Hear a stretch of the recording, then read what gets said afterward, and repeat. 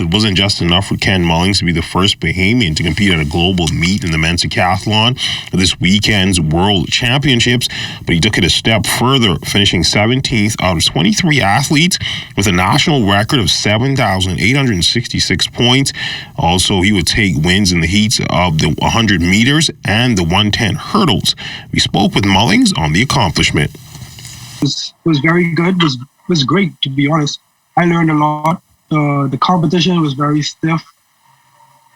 I had more than enough push to get the results that I came out with. I've learned a lot from Lyndon Victor, the Germany athletes, and the Australian athletes. They was giving me advice on what equipment to use, when to use it, how it's used, and what the certain numbers on the javelin and pole vault mean. Because those were some things that I used to have problems with, like I didn't know. Mullings adding that the environment in Eugene was simply like none other. Experience for me, the environment was much better than I've ever experienced, especially the crowd and the weather. Only the morning of the first day was much colder than it was the other days, so it was like hard to get firing for the 100.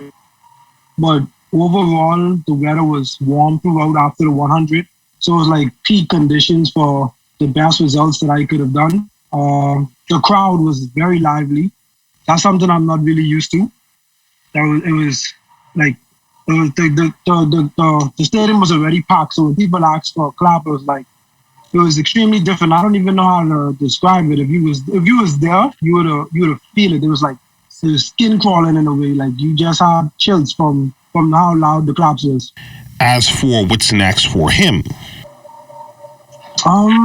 honestly, we wasn't sure on what I was gonna do afterwards. We were thinking about just closing the season, but the way hurdles went, we might decide. I never talked to my coach some more about it, but we might decide to try and find a competition to do the hurdles again. At least squeeze in one more hurdles before my season closes.